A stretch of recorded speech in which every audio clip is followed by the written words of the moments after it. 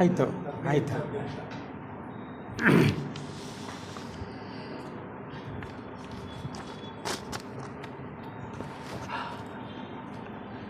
ಇಲ್ಲಿಯವರೆಗೆ ನಮ್ಮ ಸೋದರ ಬಸವರಾಜ ರೆಡ್ಡಿಯವರು ಆತ್ಮ ಸಾಕ್ಷಾತ್ಕಾರಕ್ಕೆ ಪೂರ್ವ ಸಿದ್ಧತೆ ಅನ್ನುವ ವಿಷಯ ಕುರಿತು ಮಾತನಾಡಿದರು. ಪ್ರಾರಂಭಿಕ ಹಂತದಲ್ಲಿ ನಮಗೆ ಬೇಕಾಗಿರೋದು ಬಹಿರಂಗ ಶುದ್ಧತೆ. ಬಹಿರಂಗ ಶುದ್ಧತೆ ಸ್ಥೂಲ, ಕಾಮ ಮತ್ತು ಕೆಳಗಿನ ಮನಸ್ಸುಗಳನ್ನು ಶುದ್ಧ ಮಾಡ್ಕೊತ ಹೋದರೆ ಉನ್ನತ ಮಟ್ಟದ ಶುದ್ಧಿ, ಅಂತರಂಗ ಶುದ್ಧಿಗೆ ನಾವು ಪ್ರವೇಶ ಮಾಡಬಹುದು. ಆಮೇಲೆ ದೀಕ್ಷೆಗಳು ಅದು ಇದು ಅಂತ. ಆಮೇಲೆ ಇನ್ನೊಂದು ವಿಷಯ ನಾವು ತಿಳ್ಕೊಳ್ಬೇಕು, ನಾವೀಗೆಲ್ಲ ಮಾತಾಡ್ತಾ ಇರೋದು ಕೇವಲ ಕೆಳಗಿನ ಮನೋಲೋಕದವರೆಗೆ ಮಾತ್ರ. ಮೇಲಿನ ಮನೋಲೋಕ, ಬುದ್ಧಿಲೋಕದ ಬಗ್ಗೆ ಇನ್ನೂ ನಮಗೆ ಪೂರ್ತಿ ಜ್ಞಾನ ಉಂಟಾಗಿಲ್ಲ. ಒಂದನೇ ಪ್ರಶ್ನೆ. ಎರಡನೇದು, ಲೆಡ್ಬೀಟ್ರವರು ಮತ್ತು ಬೆಸೆಂಟ್ರವರು ಭಾಳ ಸ್ಪಷ್ಟವಾಗಿ ಹೇಳ್ತಾರೆ, ನಮಗೆ ಆತ್ಮಲೋಕದ ದಾಟಿದ ಮೇಲೆ ಇನ್ನೂ ನಮಗೇನೂ ಅರ್ಥವಾಗಿಲ್ಲ, ನಮಗೇನೂ ಆ ವಿಷಯ ಗೊತ್ತಿಲ್ಲ. We are totally unknown. ಈಗೇನು ನಾವು ಮೇಲಿನ ಅನುಪಾದಕ ಲೋಕ, ಆದಿಲೋಕದ ಬಗ್ಗೆ ಏನಾದರೂ ಮಾತಾಡಿದರೆ ಅದು ಕೇವಲ ಕಲ್ಪನೆ, ಅದು ಕೇವಲ ಕಲ್ಪನೆ ಮಾತ್ರ. ಯಾಕಂದ್ರೆ ಆ ವಿಷಯ ಗೊತ್ತೇ ಇಲ್ಲ. ಬುದ್ಧಿಲೋಕ ಬಿಟ್ಟು ಆತ್ಮಲೋಕಕ್ಕೆ ಜೀವನ್ಮುಕ್ತರು ಮಾತ್ರ ಹೋಗಿದ್ದಾರೆ. ಲೆಡ್ಬೀಟ್ರವ್ರು ಹೇಳ್ತಾರೆ ಅಲ್ಲಿಯೂ ಕೂಡ ಅವರು ವಿಷಯ ತಿಳಿಸಿದ್ದಕ್ಕೆ ನಮಗೆ ಸ್ವಲ್ಪ ಪರಿಚಯ. ನಾವು ಇನ್ನೂ ಹೆಂಗದೀವಿ ಅಂದರೆ, ಈ ಸ್ಕೂಲ್ನಲ್ಲಿ ಸೇರಿದಾಗ ಈಗ ಒಂದನೇ ಕ್ಲಾಸ್ನಲ್ಲಿ ಈ ಕಲಿತಾ ಇದ್ದೀವಿ. ಅಗಸ, ಆನೆ ಅಂತ ಇವೆಲ್ಲ ಕಲ್ತ್ಬಿಟ್ಟಿದ್ದೀವಿ ನಾವು. ಇದನ್ನು ಎಷ್ಟು ವರ್ಷ ಕಲ್ತಿದ್ದೀವಿ ಅಂದರೆ ಸಾವಿರ ವರ್ಷನೂ ಅದನ್ನೇ ಕಲ್ತಿದ್ದೀವಿ. ಮೇಷ್ಟ್ರು ಹೇಳ್ತಾರೆ ಹೋಗೋ ಮುಂದಿನ ಕ್ಲಾಸಿಗೆ ಅಂದರೆ, ಇಲ್ಲಿಲ್ಲ ಸರ್, ಇಲ್ಲಿ ಭಾಳ ಚೆನ್ನಾಗಿದೆ, ಸುಖವಾಗಿದೆ, ನಾನು ಇಲ್ಲೇ ಇರ್ತೀವಿ ಅನ್ನೋರು ಯಾರು? ನಾವು. ಆನೆ ಸಾಕು ಸರ್, ಅಗಸ ಆನೆ ಅನ್ಕೊಂತ ಇದ್ಬಿಡ್ತೀವಿ. ಹಾಗೆ ಅಂದ್ಕೊತಾನೆ ಇಲ್ಲಿವರೆಗೂ ಅದೀವಿ ನಾವೀಗ. ಈಗ ಅಲ್ಪ ಸ್ವಲ್ಪ ಥಿಯಾಸಫಿ ನಮಗೆ ಬೆಳಕನ್ನು ಚೆಲ್ಲಕತ್ತಿದೆ, ಆ ಬೆಳಕಿಗೂ ಕೂಡ ಕಣ್ಣು ಮುಚ್ಚಲಿಕ್ಕತ್ತಿದ್ದೀವಿ. ಅದಕ್ಕೂ ಕೂಡ ನೋಡೋಕ್ಕೆ ತಯಾರಿಲ್ಲ ನಾವು. ಇಂತಹ ಸ್ಥಿತಿಯಲ್ಲಿ ನಾವಿದ್ದೀವಿ ಆಧ್ಯಾತ್ಮ ಜೀವಿಗಳಿಗೆ. ಈಗ ನಾವೇನು ಮಾಡಬೇಕು, 1ನೇ ಕ್ಲಾಸ್ದಿಂದ 2ನೇ ಕ್ಲಾಸಿಗೆ ನಾವೇ ಹೋಗಬೇಕು, ಮೇಷ್ಟ್ರು ಒತ್ತು ಹಾಕೋದಕ್ಕಿಂತಲೂ. ಅದು ಮಾಡದೇ ಇದ್ದರೆ ನಮಗೆ ಮುಕ್ತಿ ಇಲ್ಲ, ಯಾವುದು ಸಾಕ್ಷಾತ್ಕಾರ ಇಲ್ಲ, ಮೋಕ್ಷ ಇಲ್ಲ. ಅವೆಲ್ಲ ಬಂಡಲ್, ಬರೀ ಬಾಯಿ ಮಾತಿನ ವಿಚಾರಗಳು ಮಾತ್ರ ಆಗ್ತವೆ. ಅದನ್ನು ಥಿಯಾಸಫಿ ಸಾರಿ ಹೇಳ್ತಾರೆ. ಥಿಯೋಸಾಫಿಕಲ್ ಸಂಸ್ಥೆ ಹುಟ್ಟಿದ್ದೇ ಅದಕ್ಕಾಗಿ, ನಮ್ಮಲ್ಲಿ ಈ ಜ್ಞಾನವನ್ನು ಮತ್ತು ಪ್ರೇರಣೆಯನ್ನು ನೀಡಲಿಕ್ಕಾಗಿ ಈ ಸಂಸ್ಥೆ ಬಂದದ್ದು. ಆದರೆ ನಾವು ಮತ್ತೆ ಅದೇ 1ನೇ ಕ್ಲಾಸ್ನಲ್ಲೇ ಇರಲಿಕ್ಕೆ ಬಯಸ್ತಾ ಇದ್ದೇವೆ. ಥಿಯಾಸಫಿಸ್ಟಾಗಿ 1ನೇ ಕ್ಲಾಸ್ನಲ್ಲಿ ಇರೋದಂದರೆ ನಾವು ನಿಜವಾದ ಥಿಯಾಸಫಿಸ್ಟ್ ಅಲ್ಲ. ನಾವು ಮುಂದುವರಿಬೇಕು. ಪ್ರಜ್ಞೆ ವಿಕಾಸ ಎಷ್ಟೇ ಅಲ್ಪ ಪ್ರಮಾಣದ್ದಾಗಲಿ ಅದು ಹೆಚ್ಚಿಗೆ ಆಗ್ತಾ ಹೋಗಬೇಕು. ಇವತ್ತಿನ ಮೂಲ, ಈ ಲಾಡ್ಜಿನ ಒಂದು ಮೂಲ ವಿಷಯ ಅಂದರೆ ಅದರ 121ನೇ ಸಂಸ್ಥಾಪನಾ ದಿನಾಚರಣೆ. 121 ವರ್ಷ ನಾವು ಮುಗಿಸ್ಬಿಟ್ಟಿದ್ದೇವೆ. ಏನು ಮಾಡಿದ್ದೇವೆ? ಅದಕ್ಕೆ ಚರ್ಚಿಲ್ ಒಂದು ಮಾತು ಹೇಳ್ತಾರೆ, if we look back hour past, it is more obvious that we have learnt much by our past mistakes and we have lost much by our sagacious decisions. ನಾವು ತಪ್ಪುಗಳನ್ನು ಮಾಡಿದ್ದೇವೋ ನಮ್ಮನ್ನು ನಾವು ಹಿಂತಿರುಗಿ ನೋಡಿದರೆ, 121 ವರ್ಷ ಹಿಂತಿರುಗಿ ನೋಡಿದರೆ, ಮನುಷ್ಯ ಅದಕ್ಕೆ ಹೇಳ್ತಾರೆ ಯಾವಾಗಲೂ ಹಿಂತಿರುಗಿ ನೋಡಬೇಕು ಅಂತ.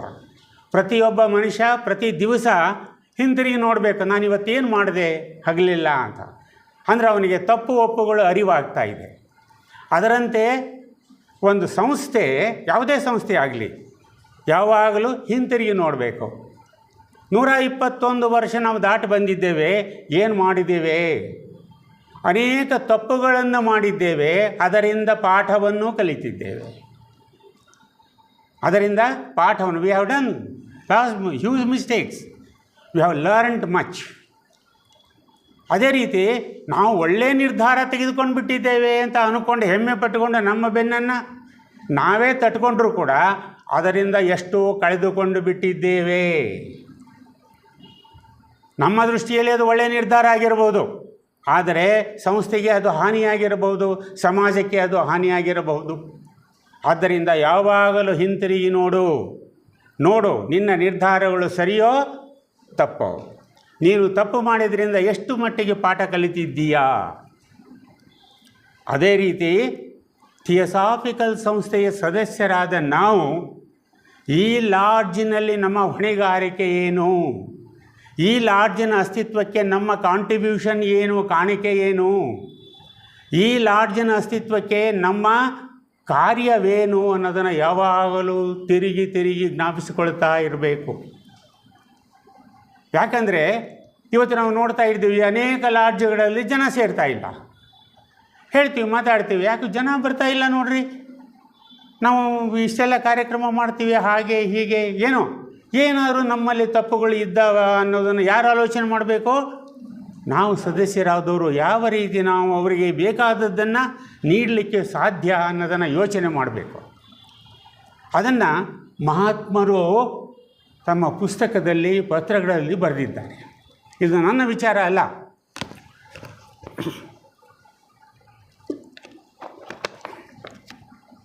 ಕ್ಲಾರಾ ಎಮ್ ಕಾರ್ಡ್ ಅನ್ನೋರು ಒಂದು ಪುಸ್ತಕ ಬರೆದಿದ್ದಾರೆ ಭಾಳ ಹಿಂದೆ. ಆ ಪುಸ್ತಕದ ಹೆಸರು theosophy as the masters seat. ಮಹಾತ್ಮರ ದೃಷ್ಟಿಯಲ್ಲಿ ಥಿಯಾಸಫಿ ಅಂತ ಪುಸ್ತಕದ ಟೈಟಲ್. ಅದರಲ್ಲಿ ಒಂದು ಚಾಪ್ಟರು, ಒಂದು ಲಾಡ್ಜ್ ಅಂದರೆ ಈ ಶಾಖೆ, ಥಿಯೋಸಾಫಿಕಲ್ ಸೊಸೈಟಿ ಶಾಖೆ ದಕ್ಷವಾಗಿ ಹೇಗೆ ಕಾರ್ಯನಿರ್ವಹಿಸಬೇಕು ಅನ್ನೋದನ್ನು ವಿವರಿಸಿದ್ದಾರೆ. ಆ ವಿಷಯವನ್ನು ಇವತ್ತು ತಮ್ಮ ಮುಂದೆ ಇಡಲಿಕ್ಕೆ ಪ್ರಯತ್ನ ಮಾಡ್ತೀನಿ. ಒಬ್ಬ ಲಾಡ್ಜಿನ ಸದಸ್ಯನಾಗಿ, ಒಬ್ಬ ಲಾಡ್ಜಿನ ಪದಾಧಿಕಾರಿಯಾಗಿ ಒಂದು ದಕ್ಷವಾಗಿ ಒಂದು ಲಾಡ್ಜನ್ನು ಹೇಗೆ ಮುನ್ನಡೆಸಬೇಕು ಅನ್ನೋದನ್ನು ಮಾಸ್ಟರ್ಸು ಅನೇಕ ಪತ್ರಗಳಲ್ಲಿ ನಮಗೆ ಸೂಚನೆಯನ್ನು ನೀಡಿದ್ದಾರೆ. ಇವು ಕ್ಲಾರಾ ಎಮ್ ಕಾರ್ಡ್ ಅವರ ಮಾತುಗಳಲ್ಲ, ಇವು ಮಾಸ್ಟರ್ಸ್ ಪತ್ರಗಳಿಂದ ಬರೆದಂತಹ ಮಾತುಗಳು. ಅವ್ರು ಹೇಳ್ತಾರೆ ನೋಡಿ, ಒಂದು ಲಾಡ್ಜಿನ ಯಶಸ್ವಿ ಕಾರ್ಯನಿರ್ವಹಣೆಯು ಅಲ್ಲಿನ ಸದಸ್ಯರ ವ್ಯಕ್ತಿತ್ವ, ಭಾಳ ಸೂಕ್ಷ್ಮವಾಗಿ ಗಮನಿಸಿ, ಅಲ್ಲಿನ ಸದಸ್ಯರ ವ್ಯಕ್ತಿತ್ವ, ಸ್ವಭಾವ, ಉದ್ದೇಶಗಳ ಪರಿಶುದ್ಧತೆ, ನಿಸ್ವಾರ್ಥತೆ ಮತ್ತು ಅವರ ಸಾಮರ್ಥ್ಯಗಳನ್ನು ಅವಲಂಬಿಸಿರುತ್ತವೆ. ಏನೇನು ಗುಣಗಳು ಬೇಕು ನೋಡ್ರಿ. ಸದಸ್ಯನ ವ್ಯಕ್ತಿತ್ವ ಹೇಗಿರಬೇಕು? ಒಬ್ಬ ಥಿಯೋಸಾಫಿಕಲ್ ಸದಸ್ಯ ಅಂದರೆ ಅವನಿಗೆ ಇರುವಂಥ ಸ್ಥಾನ ಏನು ಸಮಾಜದಲ್ಲಿ ಅನ್ನೋದನ್ನು ಯಾರು ಅರ್ಥಕೊಳ್ಬೇಕು? ಅವನೇ ಅರ್ಥಕೊಳ್ಬೇಕು. ನಾವು ಥಿಯಾಸಫಿಯನ್ನು ಭಾಳ ಲೈಟಾಗಿ ತೆಗೆದುಕೊಂಡಿದ್ದೇವೆ. ಸುಮ್ಮನೆ ಥಿಯಾಸಫಿ ಅಂತ ಹೇಳ್ತೀವಿ, ಭಾಳ ನಾವು ಕನಿಷ್ಠವಾಗಿ ಅದನ್ನು ನೋಡ್ತಾ ಇದ್ದೇವೆ. ನಿಮಗೊಂದು 2 ಎಕ್ಸಾಂಪಲ್ ಕೊಡ್ತೇನೆ ನಾನು. ಥಿಯಾಸಫಿ ಅನ್ನೋದಕ್ಕೆ ಎಷ್ಟು ಮಹತ್ವ ಇದೆ ಅನ್ನೋದಕ್ಕೆ. ಒಂದು ಸಲ ನಾನು ಒಬ್ಬ ಸಬ್ ರಿಜಿಸ್ಟ್ರಾರ್ ಆಫೀಸಿಗೆ ಹೋಗಿದ್ದೆ. ಅವರು ಮೈಸೂರಿನವರು ಅಂದರೆ ಗೊತ್ತಿಲ್ಲ, ನನಗೂ ಗೊತ್ತಿಲ್ಲ, ಪರಿಚಯ ಇಲ್ಲ, ಅವ್ರ ಮುಖ ನಾನು ನೋಡಿಲ್ಲ, ಏನಿಲ್ಲ. ಹೋಗಿ ಸುಮ್ಮನೆ ನಿಂತ್ಕೊಂಡ್ವಿ. ಅದೊಂದು ರಿಜಿಸ್ಟರ್ ಮಾಡಿಸೋದಿತ್ತು. ಅದಕ್ಕೆ ಅವರು 1 ಗಂಟೆ ಕಾದರು, ಆಮೇಲೆ ಕಾಯಿಸಿದರು. ಅದಂತೂ ಸಹಜ ಅಲ್ಲ ಅಲ್ಲೇ. ಆಮೇಲೆ ಒಳಗೆ ಹೋದಾಗ ಕುಡಿ ಅಂದರು. ಕುಂತ್ಕೊಂಡೆ ಸುಮ್ಮನೆ ಮಾತುಕತೆ ಮಾಡೋಕ್ಕೆ ಶುರು ಮಾಡಿದರು. ಏನು ಮಾಡ್ತಾ ಇದ್ದೀರಿ ಅಂದರೆ, ನಾವು ಒಂದು ಕಾಲೇಜ್ನಲ್ಲಿ ಲೆಕ್ಚರರ್, ಉಪನ್ಯಾಸಕ್ಕಾಗಿ ಕಾರ್ಯನಿರ್ವಹಿಸ್ತಾ ಇದ್ದೀನಿ. ಮತ್ತು ಏನೋ ಇಲ್ಲ, ಥಿಯೋಸಾಫಿಕಲ್ ಸೊಸೈಟಿ ಇದೆ, ಅದನ್ನು ಪ್ರಾರಂಭ ಮಾಡಿದ್ವಿ. ತಕ್ಷಣ ಹಿ ಚೇಂಜ್ ಇಸ್ ಮೈಂಡ್. ನಾನು ಥಿಯಾಸಫಿ ಹೆಸರು ಹೇಳಿದ ತಕ್ಷಣ ಹಿ ಚೇಂಜ್ ಇಸ್ ಮೈಂಡ್. ಅಯ್ಯೋ, ಥಿಯೋಸಾಫಿಕಲ್ ಸೊಸೈಟಿ ಕೆಲಸ ಮಾಡ್ತಾ ಇದ್ದೀರಾ? ಏನು? ನಾನು ಅಲ್ಲಿ ಪ್ರೆಸಿಡೆಂಟ್ ಆಗಿದ್ದೇನೆ. ಆಯಿತು ಬನ್ನಿ. ಏನು, ನಾನು ಮೈಸೂರಿನಲ್ಲಿ ಥಿಯೋಸಾಫಿಕಲ್ ಸೊಸೈಟಿ ಸೇರಿಕೊಂಡಿದ್ದೆ ಅದು ಅಂತ ಈ ಸ್ಟಾರ್ಟೆಡ್ ಟಾಕಿಂಗ್. ಅಂದರೆ ಥಿಯಾಸಫಿ ಒಬ್ಬ ಸದಸ್ಯನಿಗೆ ಇರುವ ಮರ್ಯಾದೆ ಅಥವಾ ಗೌರವ, ಅವರನ್ನು ನೋಡುವ ದೃಷ್ಟಿ ಸಮಾಜದಲ್ಲಿ ಹೇಗಿದೆ ಅನ್ನೋದನ್ನು ಯಾರು ಅರ್ಥಕೊಳ್ಬೇಕು? ನಾವು ಅರ್ಥಕೊಳ್ಬೇಕು. ಆ ರೀತಿ ನಾವು ಇರಬೇಕು ಅಂತ. ಅದೇ ರೀತಿ ನಾನು ಇಂದಿರಾ ಗಾಂಧಿ ನ್ಯಾಷನಲ್ ಓಪನ್ ಯೂನಿವರ್ಸಿಟಿಯಲ್ಲಿ ಕೆಲಸ ಮಾಡ್ತಾಯಿದ್ದೆ. ಅಲ್ಲಿ ಮಾಡಬೇಕಾದ್ರೆ ಅಲ್ಲೇ ಇನ್ಸ್ಪೆಕ್ಷನಿಗೆ ಅಕೌಂಟ್ಸ್ ಆಫೀಸರ್ಸ್ ಬರ್ತಾರೆ ನ್ಯಾಷನಲ್ ಲೆವೆಲ್. ಬಂದು ಆಡಿಟ್ ಮಾಡಬೇಕಾದ್ರೆ ಆಯಿತು, ನಾನು ಸುಮ್ಮನೆ ಮಾತಾಡ್ತಾ ಕ್ಯಾಶುವಲ್ ಆಗಿ I am a theosophist, I am a theosophical society member ಅಂದರೆ ಅವರು ಅಕೌಂಟ್ಸ್ ಆಫೀಸರು ಈ closed the book, immediately closed the book. ಯಾಕೆ ಏನು ನೋಡ್ಕೊಳ್ರಿ, ಎಲ್ಲ ಇದು ನೋಡ್ಕೊಳ್ಳೋದಲ್ಲ, ಇಲ್ಲಿಲ್ಲ, ನೀವರೇ ಥಿಯಾಸಫಿಸ್ಟ್, ನೋಡೋ ಅವಶ್ಯಕತೆ ಇಲ್ಲ ನನಗೆ ಅಂದರೆ ನಾನು ಹೆಮ್ಮೆಗಾಗಿ ಹೇಳ್ತಾ ಇಲ್ಲ ಇದನ್ನು. ಥಿಯಾಸಫಿಸ್ಟ್ ಅಂತ ನಾವು ಶಬ್ದ ಯೂಸ್ ಮಾಡೋಕೆ ನಮ್ಮ ವ್ಯಕ್ತಿತ್ವ ಹೇಗಿರಬೇಕು, ಎಷ್ಟು ನಿಸ್ಪೃಹತೆಯಿಂದ ನಾವಿರಬೇಕು, ಆವಾಗ ಸಮಾಜ ಹೇಗೆ ತಲೆ ತಗ್ಗಿಸ್ತಾ ಇದೆ, ಹೇಗೆ ಗೌರವ ಕೊಡ್ತಾ ಇದೆ ಅನ್ನೋದನ್ನು ಥಿಯಾಸಫಿಸ್ಟ್ ಆದವರು ಮೊದಲು ಅರ್ಥ ಮಾಡ್ಕೊಳ್ಬೇಕು. ಅವರಲ್ಲಿ ನಿಸ್ಪೃಹತೆ, ನಿಸ್ವಾರ್ಥತೆ ಇರಬೇಕು, ಪರಿಶುದ್ಧತೆ ಇರಬೇಕು, ಇಂಥ ಎಲ್ಲ ಗುಣಗಳನ್ನು, ಸಾಮರ್ಥ್ಯತೆ ಇರಬೇಕು. ಮಾಸ್ಟರ್ಸ್ ಹೇಳೋ ಮಾತುಗಳು ಇವೆಲ್ಲವನ್ನು ಪಡೆದುಕೊಳ್ಳುವನು ಅವನು ಮುಂದೆ ಥಿಯೋಸಾಫಿಕಲ್ ಸೊಸೈಟಿಯನ್ನು ನಡೆಸಲಿಕ್ಕೆ ಯೋಗ್ಯನಾಗ್ತಾನೆ ಅಂತಾರೆ ಮಹಾತ್ಮರು. ಅದನ್ನು ಆ ದೃಷ್ಟಿಯಿಂದ ಮಹಾತ್ಮರು ಒಂದು ಕಡೆ ಬರೀತಾರೆ ನೋಡಿ, KH ಗುರುಗಳು ಬರೀತಾರೆ, ಕುತೂಮಿ ಗುರುಗಳು, ಒಂದು ಶಾಖೆಯ ಉಪಯುಕ್ತತೆಯೋ, ಒಂದು ಲಾಡ್ಜಿನ ಉಪಯುಕ್ತತೆಯೋ ಸಂಪೂರ್ಣವಾಗಿ ಅಲ್ಲದಿದ್ದರೂ ಬಹಳಷ್ಟು ಮಟ್ಟಿಗೆ ಅದರ ಅಧ್ಯಕ್ಷರು ಮತ್ತು ಕಾರ್ಯದರ್ಶಿಗಳ ನಿಷ್ಠೆ, ವಿವೇಚನೆ ಮತ್ತು ಶ್ರದ್ಧೆಯನ್ನು ಅವಲಂಬಿಸಿರುತ್ತದೆ. ಅದರ ಶಕ್ತಿ, ಕರ್ತೃತ್ವ ಶಕ್ತಿ ಅದರ ಮೇಲೆ ಅವಲಂಬಿಸಿರ್ತದೆ. ಅಧ್ಯಕ್ಷರು ಮತ್ತು ಕಾರ್ಯದರ್ಶಿಗಳ ವಿವೇಚನೆ, ಶ್ರದ್ಧೆ ಮತ್ತು ನಿಷ್ಠೆ, ಸಂಸ್ಥೆ ಮತ್ತು ತತ್ವಗಳ ಬಗ್ಗೆ. ಒಂದು ವೇಳೆ ಬಹಳಷ್ಟು ಜನ ಅವರ ಸಹೋದ್ಯೋಗಿಗಳು ಅವರಿಗೆ ಸಹಾಯ ಮಾಡದಿದ್ದರೂ ಸಹ ಆ ಶಾಖೆಯ ದಕ್ಷ ಚಟುವಟಿಕೆಗಳು ಅವರ ಸಾಮರ್ಥ್ಯಕ್ಕೆ ತಕ್ಕಂತೆ ಬೆಳೆಯುತ್ತವೆ. ಇನ್ನು ಕೆಲವರು ಮೆಂಬರ್ಸ್ ಎಲ್ಲ ಅವರಿಗೆ ಸಹಕಾರ ಕೊಡದೇ ಇದ್ದರೂ ಸಹ ಅವರ ಸಾಮರ್ಥ್ಯ ಇದರದೇ ತಕ್ಕಂತೆ ಆ ಸಂಸ್ಥೆ ಮುಂದುವರಿಯುತ್ತದೆ, ಸಮಾಜಕ್ಕೆ ಉಪಯೋಗವಾಗುತ್ತದೆ ಅಂತಾರೆ. ಆದ್ದರಿಂದ ಮಹಾತ್ಮರು ಒಂದು ಶಾಖೆಯ ನಿರ್ವಹಣೆಯಲ್ಲಿ, ಮ್ಯಾನೇಜ್ಮೆಂಟ್ನಲ್ಲಿ ಯಾರ ಪಾತ್ರ ಇರ್ತದೆ? ವ್ಯಕ್ತಿಯ ಪಾತ್ರ ಬಹಳ ಮುಖ್ಯವಾಗಿರುತ್ತದೆ.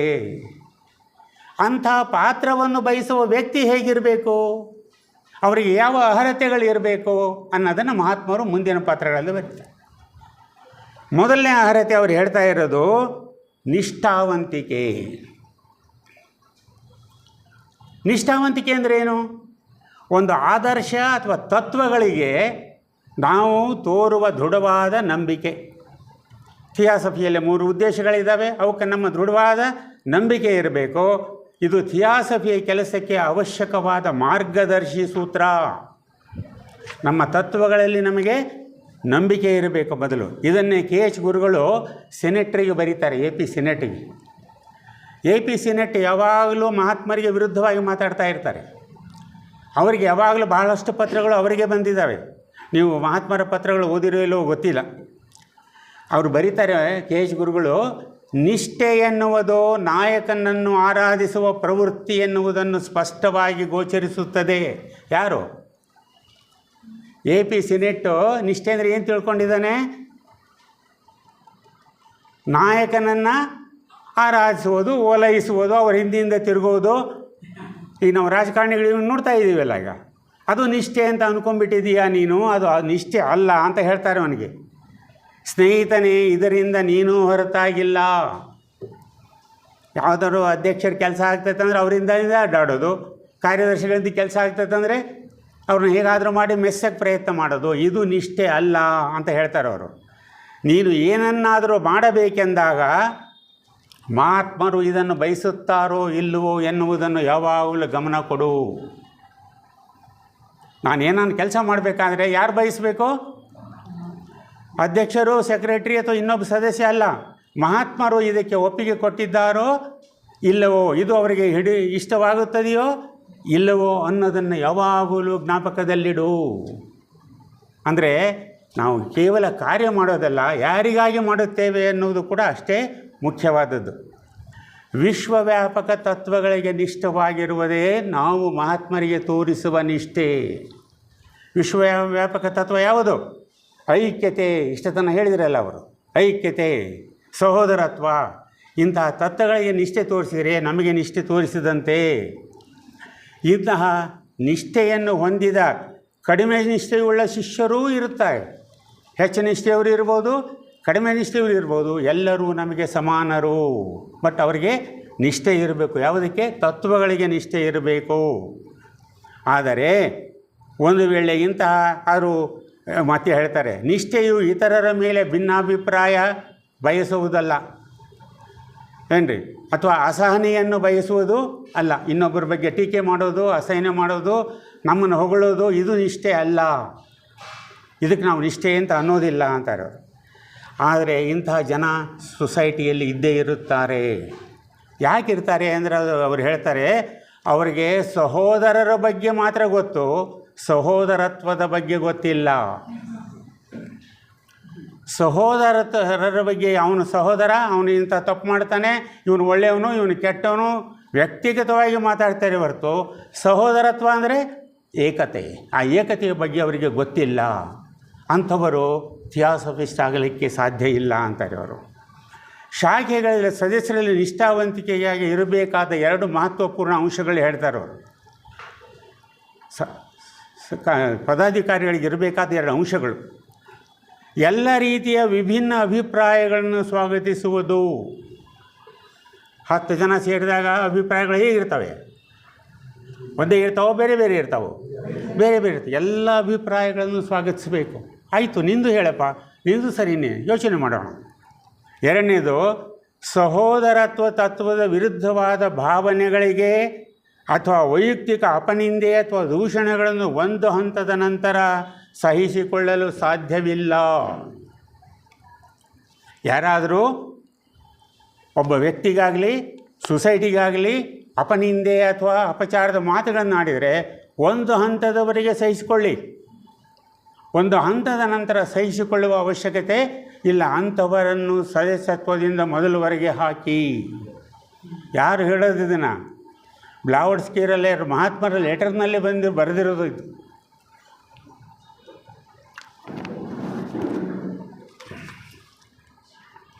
KH ಗುರುಗಳು ಬರೀತಾರೆ, ಯಾವುದೇ ಶಾಖೆಗಳಲ್ಲಿಯ ಮೂಲ ಸಮಸ್ಯೆಗಳಲ್ಲಿರುವ ತತ್ವಗಳಿಗೆ ಧಕ್ಕೆಯುಂಟಾದರೆ ನಾವು ಸಹಿಸುವುದಿಲ್ಲ.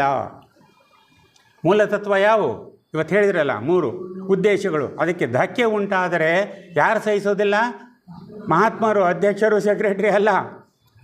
ಎಲ್ಲ ಶಾಖೆಗಳಲ್ಲಿಯ ಮಾತೃ ಸಂಸ್ಥೆಯ 3 ಉದ್ದೇಶಗಳನ್ನು ತಪ್ಪದೇ ಪಾಲಿಸಬೇಕು. ತಪ್ಪದೇ ಪಾಲಿಸಬೇಕು. ಇದು ಮೊದಲನೆಯದು. ನಿಷ್ಠೆ ಅಂದರೆ ಸಂಸ್ಥೆಯ ಬಗ್ಗೆ ಇಷ್ಟು ನಿಷ್ಠೆ ಇರಬೇಕು, ಮೊದಲನೇ ಕಂಡೀಷನ್. 2ನೇ ಕಂಡೀಷನ್ ಯುಕ್ತಾಯುಕ್ತ ವಿವೇಚನೆ. ಯಾವುದು ಸರಿ, ಯಾವುದು ತಪ್ಪು ಅಂತ ರೈಟ್ ಪರ್ಸೆಪ್ಷನ್ ಅಂತ ನಾವೇನು ಹೇಳ್ತೀವಿ, ಅದು ಯುಕ್ತಾಯುಕ್ತ ವಿವೇಚನೆ ಇರಬೇಕು. ಮಹಾತ್ಮರು ಬಯಸುವ 2ನೇ ವಿಶೇಷ ಅರ್ಹತೆ ಅಂದರೆ ಎಲ್ಲ ಜವಾಬ್ದಾರಿಗಳಲ್ಲಿ, ಎಲ್ಲ ಹಂತಗಳಲ್ಲಿ ಇರಬೇಕಾದ ಯುಕ್ತಾಯುಕ್ತ ವಿವೇಚನೆ. ಆದರೆ ಜವಾಬ್ದಾರಿ ಹೆಚ್ಚಾದಂತೆಲ್ಲ, ಜವಾಬ್ದಾರಿ ಒಬ್ಬರ ಮೇಲೆ ಹೆಚ್ಚಾದಂತೆಲ್ಲ ಸಾಮರ್ಥ್ಯದ ಕೊರತೆ ಕಡಿಮೆ ಆಗುತ್ತದೆ. ಅವನು ನಿಭಾಯಿಸೋಕ್ಕಾಗೋದಿಲ್ಲ. ಅವಾಗ ನಿಭಾಯಿಸೋಕ್ಕಾಗದೇ ಇದ್ದರೆ ಏನು ಮಾಡ್ತಾನೆ ಸದಸ್ಯ? ಹೆಚ್ಚು ಒತ್ತಡ ಬಿದ್ದರೆ ಅಸಹನೆ, ಕೋಪ, ಇನ್ನೊಬ್ಬರ ಬಗ್ಗೆ ತಿರಸ್ಕಾರ, ಇವೆಲ್ಲ ಕೊರತೆಗಳು ಉಂಟಾಗುತ್ತವೆ. ಅದಕ್ಕೆ ಸಾಮರ್ಥ್ಯದ ಕೊರತೆ ಇಲ್ಲಂತೆ ಯೋಚನೆ ಮಾಡು. ಆಮೇಲೆ ಮಾತಿನ ಮೇಲೆ ಹಿಡಿತ ತಪ್ಪುತ್ತದೆ. ಒಮ್ಮಿಂದೊಮ್ಮೆಲೆ ಕೋಪ ಬರ್ತದೆ, ಸಿಟ್ಟು ಬರ್ತದೆ, ಯಾರ್ದನ್ನು ಕೆಲಸ ಹೇಳಿದರೆ ನಿಂದೇನು ಹೋಗೋ ಅಂತ ಅನ್ನೋ ಸ್ಥಿತಿ ಬರ್ತದೆ. ಅದರಿಂದ ಮಾತಿನ ಮೇಲೆ ಹಿಡಿತವನ್ನು ಸಾಧಿಸಿಕೋ. ಕೆಲವು ಸಲ ನಾವು ಆಳವಾಗಿ ಆಲೋಚಿಸುವ ಮತ್ತು ಅರ್ಥ ಮಾಡಿಕೊಳ್ಳುವ ಸಾಮರ್ಥ್ಯವನ್ನು ಹೊಂದಿರುವುದಿಲ್ಲ. ಯುಕ್ತಾಯುಕ್ತ ವಿವೇಚನೆ ಇರುವುದಿಲ್ಲ. ಸಿಕ್ಕಾಪಟ್ಟೆ ಮಾತಾಡಿಬಿಡ್ತೇವೆ. ಸಿಕ್ಕಾಪಟ್ಟೆ ಮಾತಾಡೋದ್ರಿಂದ ಏನಾಗ್ತದೆ ಅನ್ನೋದು ಕೇಳ್ತಾರೆ. ಅಂಥವ್ರು ಮಾತಾಡ್ತಾರೆ ಅಂದರೆ ಅವರು ಇತರರ ಮೇಲೆ ಪ್ರಭಾವ ಬೀರಲು, ನನಗೆಲ್ಲ ಗೊತ್ತೈತೆ, ನಾನು ಮಹಾಜ್ಞಾನಿ ಅಂತ ತೋರಿಸ್ಕೊಳ್ಳೋಕ್ಕೆ, ತಾನು ಸರಿಯಾಗಿ ತಿಳಿದುಕೊಳ್ಳದೇ ಇರುವ ವಿಷಯಗಳನ್ನು ಕುರಿತು ಮಾತನಾಡೋದು. ಥಿಯಾಸಫಿ ಅಂದರೆ ಏನು ಅಂದರೆ ಯಾರಾದರೂ ಕೇಳಿದರೆ ಏನು ಮಾಡಬೇಕು? ಸದಸ್ಯರಾಗಿದ್ದರೆ ಈಗ ಹೊರಗೆ ಹೋಗ್ತೀವಿ ನಾವು, ಥಿಯಾಸಾಫಿಕಲ್ ಸೊಸೈಟಿ ಮೆಂಬರ್ ಇದ್ದರೆ ಏನು ರೀ ಅದು ಥಿಯಾಸಫಿ ಅಂದರೆ ಹೇಳುವ ಸಾಮರ್ಥ್ಯ ನಮ್ಮಲ್ಲಿ ಇರಬೇಕು. ಇಲ್ಲದೆ ಇದ್ದರೆ ಆದರೆ ಏನು ಮಾಡ್ತೀವಿ ನಾವು? ಬೂಟಾಟಿಕೆ ಮಾಡಿ ಯಾವುದೋ ಸಿಕ್ಕದ್ದು ಅದು ಇದು ಎಲ್ಲ ಹೇಳಿ ಇದೇ ಥಿಯಾಸಫಿ ಅಂದರೆ, ಇದರಿಂದ ಥಿಯಾಸಾಫಿಕಲ್ ಸೊಸೈಟಿಗೆ ಧಕ್ಕೆಯುಂಟಾಗುತ್ತದೆ. 2ನೇ ಹೇಳ್ತಾರೆ, ಇನ್ನೂ ಸಿದ್ಧವಾಗಿರದ ಜನರ ಮುಂದೆ ಆಂತರಿಕ ವಿಷಯಗಳನ್ನು ತಿಳಿಸಬೇಡಿ. ಅವ್ರಿಗೇನೂ ಗೊತ್ತಿರೋದಿಲ್ಲ.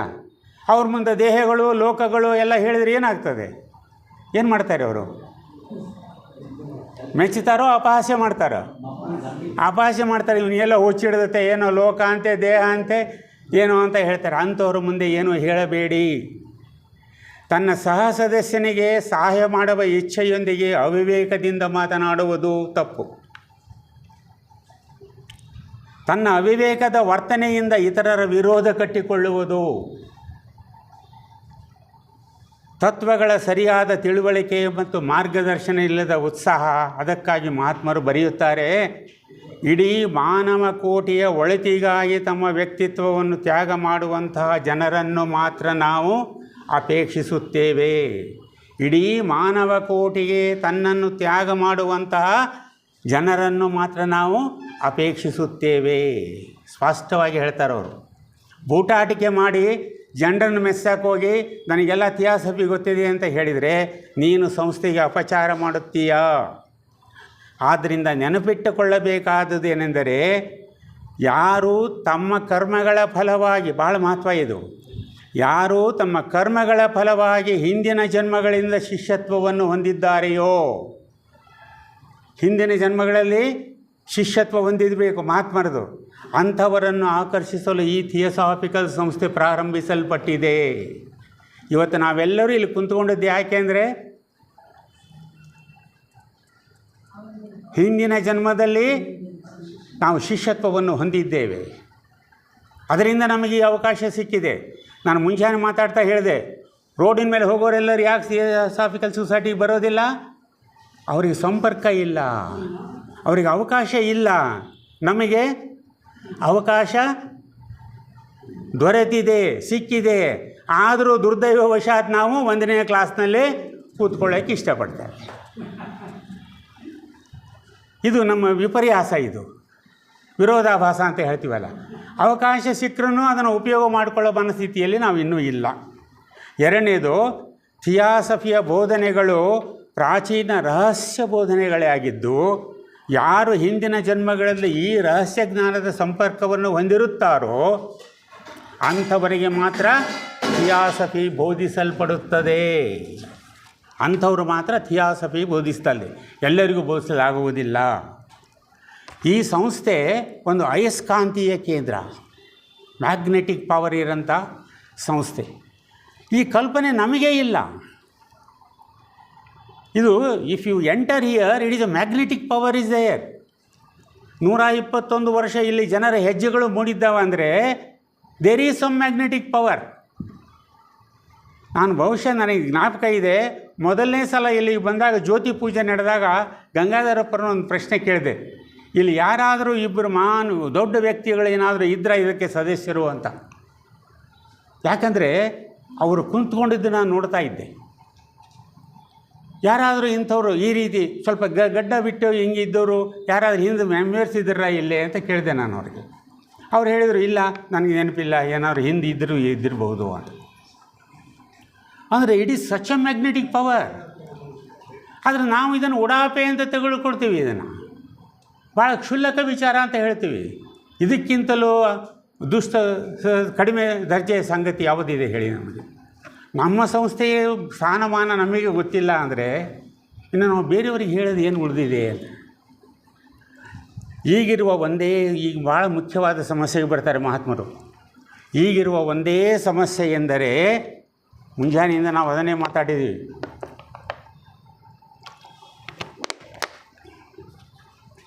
ಈಗಿರುವ ಒಂದೇ ಸಮಸ್ಯೆ ಎಂದರೆ ಹೇಗೆ ಅವಶ್ಯಕವಾದ ಅಧ್ಯಯನದ ಪ್ರವೃತ್ತಿಯನ್ನು ಜಾಗೃತಗೊಳಿಸುವುದು.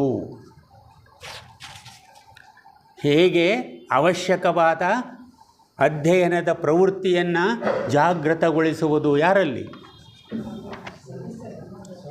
ಅವೇರ್ನೆಸ್ ಯಾರಲ್ಲಿ ತರಬೇಕೀಗ ನಾವು? ಸದಸ್ಯರಲ್ಲಿ ಅಧ್ಯಯನದ ಜಾಗೃತಗೊಳಿಸುವುದು ಮತ್ತು ಆಧ್ಯಾತ್ಮಿಕ ಉನ್ನತ ಮಟ್ಟದ ಚಲನೆಗೆ ಪ್ರೇರಣೆ ನೀಡುವುದು ಹೇಗೆ ಎನ್ನುವುದೇ ನಮ್ಮ ಸಮಸ್ಯೆ. ಇದು ನಮ್ಮ ಸಮಸ್ಯೆ ಅಲ್ಲ, ಮಹಾತ್ಮರು ಹೇಳ್ತಾರೆ ನಮ್ಮ ಸಮಸ್ಯೆ ಇದಾಗಿದೆ, ಹೇಗೆ ಈ ಜನರನ್ನು ಬಡಿದೆಬ್ಬಿಸಬೇಕು ಅಂತ. ಬಡಿದೆಬ್ಬಿಸಬೇಕು ಅಂತ. 3000 ವರ್ಷಗಳಿಂದ ಬುದ್ಧ ಹೇಳಿದ ಎಚ್ಚರ ಎಚ್ಚರ, ಅರಿವೇ ಗುರು ಅಂತ ಹೇಳಿದರು. ಉಪನಿಷತ್ತುಗಳು ಹೇಳ್ತಾ ಇದ್ದಾವೆ. ರಮಣರು ಹೇಳಿದರು ನಿನ್ನನ್ನು ನೀನು ತಿಳಿ, ನಿಜಗುಂಡರು ಹೇಳಿದರು ನಿನ್ನನ್ನು ನೀನು ಅರಿ, ಎಲ್ಲರೂ JK ಹೇಳಿದರು self knowledge is more important. ಯಾರು ಹೇಳಿದರು? ಎಲ್ಲರೂ ಹೇಳಿದರು. ಹೌದಾ? ಅವೇರ್ನೆಸ್. ಅನೇಕರು ಎಚ್ಚರ ಎಚ್ಚರ, JKಯವರಿಗೂ ಎಲ್ಲರೂ ಹೇಳಿದರು. ನಾವಿನ್ನೂ ಏನಾಗಿದ್ದೇವೆ? ಎಸ್, ಮಲಗಿಯೇ ಇದ್ದೇವೆ. ನಾವಿನ್ನೂ ನಿದ್ದೆ ಹೊಡಿತಾನೇ ಇದ್ದೇವೆ. ಈಗಿರೋದೇನು ಸಮಸ್ಯೆ ಏನು? ಇದನ್ನು ಅರ್ಥ ಮಾಡ್ಕೊಳ್ಬೇಕು ನಾವು. ಅಧ್ಯಯನದ ಪ್ರೇರಣೆ ನಮ್ಮಲ್ಲಿ ಅಧ್ಯಯನ ಇದೆಯಾ? ಸತತವಾಗಿ ಅಧ್ಯಯನ, ದಿವಸ ಒಂದಿಷ್ಟು ಓದಬೇಕು ಅನ್ನೋ ಅಧ್ಯಯನದ ಪ್ರೇರಣೆ ಇದೆಯಾ ನಮ್ಮಲ್ಲಿ? ಇಲ್ಲ. ಇಂಥ ಒಂದು ಸ್ಟಡಿ ಕ್ಯಾಂಪ್ ಮಾಡಿದಾಗ ಯಾವುದೋ ಒಂದು ಪುಸ್ತಕ ತೆಗೆದುಕೊಳ್ತೀವಿ, ಅಷ್ಟೇ ಓದ್ತೀವಿ. ಆಮೇಲೆ ಆ ಪುಸ್ತಕನೂ ಹೆಸರು ನೆನಪಿರೋದಿಲ್ಲ, ಆ ಪುಸ್ತಕ ಮನೆಯಲ್ಲಿ ಅಂತೂ ಇರೋದೇ ಇಲ್ಲ. ಎಷ್ಟೋ ಜನ ಉಪನ್ಯಾಸಕರು ಅವರಿಗೆ ಸಬ್ಜೆಕ್ಟ್ ಕೊಟ್ಟು ಕೂಡಲೇ ಒಂದು ಆ ಪುಸ್ತಕ ಇದ್ರೆ ಕಳಿಸ್ಕೊಡಿ ಅಂತಾರೆ. ಆ ಪುಸ್ತಕ ಇದ್ರೆ ಕಳಿಸ್ಕೊಡಿ ಅಂತಾರೆ. ಅಂದರೆ ಅಧ್ಯಯನ ಇಲ್ಲಿ ಈ ಮಟ್ಟಕ್ಕೆ ಬಂದುಬಿಟ್ಟಿದ್ದೀವಿ ನಾವು. ಈಗ ಅಧ್ಯಯನದ ಪ್ರೇರಣೆ ಇಲ್ಲ, ಮತ್ತಿನ್ನು ನಾವು ಇನ್ನೊಬ್ಬರಿಗೆ ಹೇಳೋದೆಲ್ಲಿಂದ? ಈಗಿನ ಸಮಸ್ಯೆ ನಮ್ಮದು ಇದು. ಅಧ್ಯಯನದ ಪ್ರೇರಣೆ ಹೇಗೆ ಜನರನ್ನು, ಸದಸ್ಯರನ್ನು ಎಚ್ಚರಗೊಳಿಸಬೇಕು ಎನ್ನುವುದು ನಮ್ಮ ಸಮಸ್ಯೆ, ಮಹಾತ್ಮರ ಸಮಸ್ಯೆಯಲ್ಲ. ಇದು ನಮ್ಮ ಸಮಸ್ಯೆಯೂ ಕೂಡ. ನಾವು ಮಹಾತ್ಮರಿಗೆ ಹೇಳ್ತೀವಿ, ನಾವು ಮಹಾತ್ಮರ ಕೈಯಲ್ಲಿ ಉಪಕರಣವಾಗಬೇಕು. ಯಾವಾಗ ಆಗ್ತೀರಿ? ಉಪಕರಣ ಆಗಬೇಕಾದ್ರೆ ಪಾರಿಶುದ್ಧತೆ ನಮ್ಮಲ್ಲಿ ಇರಬೇಕಲ್ಲ, ತಯಾರಿ ನಮ್ಮಲ್ಲಿ ಇರಬೇಕಲ್ಲ. ಏನೂ ಇಲ್ದೇ ನಮ್ಮ ಮಹಾತ್ಮರ ಕೈಯಲ್ಲಿ ಉಪಕರಣ, ಅವ್ರು ಉಪಯೋಗಿಸ್ಕೊಳ್ತಾರೆ ನಮ್ಮನ್ನು. ಉಪಕರಣನೇ ಇಲ್ಲದೆ ಅವರೇನು ಉಪಯೋಗಿಸ್ಕೊಳ್ಬೇಕು ನಮ್ಮನ್ನು? ಅದಕ್ಕೆ ಈ ವಿಷಯದಲ್ಲಿ ನಾವು ಗಂಭೀರವಾಗಿ ಆಲೋಚನೆ ಮಾಡಬೇಕಾಗಿದೆ. ಈಗ ಗಂಭೀರವಾಗಿ ಆಲೋಚನೆ ಮಾಡಬೇಕಾಗಿದೆ. ಅಧ್ಯಯನ ಸೀರಿಯಸ್ ಆಗಿ ಆಗ್ತಾ ಇಲ್ಲ, ಭಾಳ ಕಡೆ ಆಗ್ತಾ ಇಲ್ಲ. ಈಗ ಅಧ್ಯಯನದ ಕ್ಯಾಂಪು ಊಟದ ಸಮಾರಂಭ ಆಗಿಬಿಟ್ಟಿದ್ದಾವೆ. ಈಗ ಅದು ಬೇಕಾಗಿಲ್ಲ ನಮಗೆ. ಇನ್ನೂ ಭಾಳದವು ಹೇಳಬೇಕಂದ್ರೆ ಭಾಳ ಭಾಳ ಭಾಳ ತಪ್ಪುಗಳನ್ನು ನಾವು ಮಾಡ್ತಾ ಇದ್ದೇವೆ. ಅದನ್ನು ಮಹಾತ್ಮರು ಗಮನಿಸ್ತಾ ಇದ್ದಾರೆ. ನಾವೇನು ಮನೆಗೆ ಓಡೋಗ್ಬಿಡೋದಿಲ್ಲ, ಮಹಾತ್ಮರು ಗಮನಿಸ್ತಾ ಇದ್ದಾರೆ. ಆದ್ದರಿಂದ ಈಗ ಸದಸ್ಯರು ತುಂಬ ಎಚ್ಚರಿಕೆಯಿಂದ ಇರಬೇಕು. ಮೂರನೇದು ಅವ್ರು ಹೇಳ್ತಾ ಇರೋದು, ಯುಕ್ತಾಯುಕ್ತ ವಿವೇಚನೆ ಆದಮೇಲೆ ಉತ್ಸುಕತೆ. ಉತ್ಸುಕತೆ ಅಂದರೆ ಉತ್ಸಾಹ ನಮ್ಮಲ್ಲಿರೋದು. ಯಾವುದೇ ಕೆಲಸವನ್ನು ಮಾಡಲಿ ಉತ್ಸಾಹದಿಂದ ಮಾಡಬೇಕು. ಯಾಕೆ ಮಾಡಬೇಕು? ಉತ್ಸಾಹದಿಂದ ಮಾಡಿದರೆ ಅದಕ್ಕೆ ಹೆಚ್ಚಿನ ಬಲ ಬರ್ತದೆ, ಶಕ್ತಿ ಬರ್ತದೆ. ಆಮೇಲೆ ಅದರಿಂದ ನಮಗೇನಾಗ್ತದೆ? ಸಂತೋಷ ಉಂಟಾಗ್ತದೆ, ಆನಂದ ಉಂಟಾಗ್ತದೆ. ಅದಕ್ಕಾಗಿ ಯಾವುದೇ ಕಾರ್ಯವನ್ನು ಉತ್ಕಟವಾದ ಆಕಾಂಕ್ಷೆ, ಉತ್ಕಟವಾದ ಶ್ರದ್ಧೆ, ಉತ್ಕಟವಾದ ಉತ್ಸಾಹದಿಂದ ನೆರವೇರಿಸು. ನಿರಂತರವಾದ ಈ ಉತ್ಸಾಹವು ಮನುಷ್ಯನಿಗೆ ಯಾವುದೇ ರೀತಿಯ ತ್ಯಾಗ, ಪರೀಕ್ಷೆ, ನಿರ್ದಿಷ್ಟ ಕಾರ್ಯ ಮತ್ತು ಆದರ್ಶಗಳನ್ನು ಕೈಗೊಳ್ಳಲು ಶಕ್ತಿ ನೀಡುತ್ತದೆ. ನಾವಿಲ್ಲಿ ಶಕ್ತಿಯುತವಾಗಿ ಕೆಲಸ ಮಾಡಬೇಕಾದ್ರೆ ನಮ್ಮಲ್ಲಿ ಉತ್ಸಾಹ ಇರಬೇಕು. ಯಾರೋ ಗಂಗಾಧರಪ್ಪರು ಹೇಳಿದ್ರೆ ಅಂದರೆ ಹೋಗಲಿ ಬಿಡ್ರಿ, ಅವ್ರದ್ದು ಏನು ಕಾಟ ಅಂತ ಮಾಡಿದರೆ ಏನಾಗ್ತದೆ? ಅದರಿಂದ ಯಾವುದು ಸಾರ್ಥಕವಾಗುವುದಿಲ್ಲ. ಭಾಳ ಸ್ಪಷ್ಟವಾಗಿ ಹೇಳ್ತಾರೆ. ಆದರೆ ಇದು ಇನ್ನೊಂದು ಮಾತು ಹೇಳ್ತಾರೆ, ಅದನ್ನು ಅಂಡರ್ಲೈನ್ ಮಾಡ್ಕೋಬೇಕು ನಾವು. ಆದರೆ ನಾವು ನಮ್ಮಲ್ಲಿರುವ ನಿಜವಾದ ಆಸಕ್ತಿ ಮತ್ತು ತೋರಿಕೆಯ ಆಸಕ್ತಿಗಳ ನಡುವಿನ ಅಂತರವನ್ನು ಗಮನಿಸಬೇಕು. ಗಂಗಾಧರಪ್ಪರು ಕಸ ಹೊಡಿ ಅಂತ ಹೇಳಿದರು. ನಾವು ಕೆಲಸ ಮಾಡ್ತೀವಿ. ಹೆಂಗೆ ಮಾಡ್ತೀವಿ? ಒತ್ತಡದಿಂದ ಮಾಡಿದರೆ ನಿರಾಸಕ್ತಿ ಇರ್ತದೆ, ಆಸಕ್ತಿಯಿಂದ ಮಾಡಿದರೆ ಹೆಚ್ಚಿನ ಬಲ ಇರ್ತದೆ, ಉತ್ಸಾಹ ಇರ್ತದೆ. ಅದಕ್ಕೆ ಇವೆರಡರ ಮಧ್ಯೆ ಏನು ಡಿಫರೆನ್ಸ್ ಇದೆಯಲ್ಲ, ಅಂದರೆ ಯಾವ್ಯಾವುದು? ನಿಜವಾದ ಆಸಕ್ತಿ ಮತ್ತು ತೋರಿಕೆಯ ಆಸಕ್ತಿ. ಇನ್ನೊಬ್ಬರನ್ನು ಇಂಪ್ರೆಸ್ ಮಾಡ್ತಾ ಇದ್ದೀವಲ್ಲ, ಅಂಥದ್ದು ಅವ್ರನ್ನ ಮೆಚ್ಚಲಿಕ್ಕೆ ಮಾಡ್ತಾ ಇದ್ದೀವಲ್ಲ, ಇವೆರಡರ ನಡುವಿನ ವ್ಯತ್ಯಾಸವನ್ನು ಗಮನಿಸು ಅಂತ ಸದಸ್ಯರಿಗೆ ವಾರ್ನ್ ಮಾಡ್ತಾರೆ ಅವರು. ಅತಿಯಾದ ಉತ್ಸಾಹವು ಸಹ ಒಂದೊಂದು ಸಲ ವಿವೇಚನಾ ಶೂನ್ಯತೆಗೆ ದಾರಿ ಮಾಡಿಕೊಡುತ್ತದೆ. ಅತಿ ಉತ್ಸಾಹನೂ ಒಂದೊಂದು ಸಲ ನಮ್ಮಲ್ಲಿ ವಿವೇಚನಾ ಶಕ್ತಿಯನ್ನು ಕಡಿಮೆ ಮಾಡುತ್ತದೆ. ಆದ್ದರಿಂದ ಥಿಯಾಸಫಿಸ್ಟ್ ಆದವನು ತನಗಾಗಿ ಜೀವಿಸದೆ ಸಮಾಜಕ್ಕಾಗಿ ಜೀವಿಸಬೇಕು. 4ನೇ ಕಂಡೀಷನ್ ಹೇಳ್ತಾರೆ ಅವರು, ಶಾಖೆಯ ಪದಾಧಿಕಾರಿಗಳ ಬಗ್ಗೆ ನಿಷ್ಠೆ. ಪದಾಧಿಕಾರಿಗಳಂದರೆ ಅಧ್ಯಕ್ಷರು, ಕಾರ್ಯದರ್ಶಿಗಳು, ಎಕ್ಸಿಕ್ಯೂಟಿವ್ ಕಮಿಟಿ ಮೆಂಬರ್ಸ್, ಅವ್ರ ಬಗ್ಗೆ ಉಳಿದ ಸದಸ್ಯರಿಗೆ ನಿಷ್ಠೆ ಇರಬೇಕು. ಎಲ್ಲರೂ ಪರಿಪೂರ್ಣರಾದವರು ಇರುವುದಿಲ್ಲ. ಅಧ್ಯಕ್ಷರಾದವರು ಪರಿಪೂರ್ಣ ಇರುವುದಿಲ್ಲ, ಸೆಕ್ರೆಟರಿ ಆದವರು ಪರಿಪೂರ್ಣತೆಯಿಂದ ಇರುವುದಿಲ್ಲ. ಅವರು ಪರಿಪೂರ್ಣರಲ್ಲ. ಆದರೆ ನಾವು ಸದಸ್ಯರು ಏನು ಮಾಡಬೇಕು? ಅವರ ಪರಿಪೂರ್ಣತೆಯನ್ನು ಬಯಸದೆ ಅವರಿಗೆ ಎಲ್ಲ ರೀತಿಯ ಸಹಕಾರವನ್ನು, ಸಲಹೆಯನ್ನು ಕಾಲಕಾಲಕ್ಕೆ ನೀಡುತ್ತಾ ಬರಬೇಕು. ನನ್ನನ್ನು ಅದಕ್ಕೆ ಸೇರಿಸಿಕೊಳ್ಳಲಿಲ್ಲ, ಇದಕ್ಕೆ ಸೇರಿಸಿಕೊಳ್ಳಲಿಲ್ಲ ಎನ್ನುವ ಕಾಲೆಳೆಯುವ ಕೆಲಸವನ್ನು ಮಾಡಬಾರದು. ಮಾಡಿದರೆ ಯು ಆರ್ ನಾಟ್ ಎ ಥಿಯಾಸಫಿಸ್ಟ್ ಅವ್ರು ಹೇಳೋದು. ಆದರೆ ನಮ್ಮಲ್ಲಿ ಈಗ ಯಾವ ಲಾಡ್ಜಿಗೆ ಹೋದರೂ ಕೂಡ ನಾವು ಕಾಣೋದೇನೆಂದರೆ ಡಿಫರೆನ್ಸಸ್, ಗುಂಪುಗಳು. ಇವನು ಕಂಡ್ರೆ ಅವನಿಗಾಗೋದಿಲ್ಲ, ಅವನು ಕಂಡ್ರೆ ಇವನಿಗಾಗೋದಿಲ್ಲ, ಈ ಗುಂಪು ಕಂಡ್ರೆ ಅವರಿಗಾಗೋದಿಲ್ಲ. ಅವ್ರು ಮಾಡಿದ್ದಕ್ಕೆ ಇವರು ಟೀಕೆ ಮಾಡ್ತಾರೆ, ಇವ್ರು ಮಾಡಿದ್ದಕ್ಕೆ ಅವರು ಟೀಕೆ ಮಾಡ್ತಾರೆ. ಇದನ್ನು ನಾವು ಸಾಮಾನ್ಯವಾಗಿ ಕಾಣ್ತಾ ಇದ್ದೇವೆ ಈಗ. ಇಂತಹ ಗುಂಪುಗಾರಿಕೆಯಿಂದ ಥಿಯಾಸಫಿಯ ಮೂಲ ಉದ್ದೇಶ ಸಾಫಲ್ಯವಾಗುವುದಿಲ್ಲ. ಆದ್ದರಿಂದ ಯಾರೇ ಇರ್ತಾರೆ ಅವರಿಗೆ ಸಹಕಾರ ನೀಡುವ ಪ್ರವೃತ್ತಿಯನ್ನು ಬೆಳೆಸಿಕೊಳ್ಳಿ ಅಂತ ಇದನ್ನು ಮಹಾತ್ಮರು ಬರೀತಾರೆ.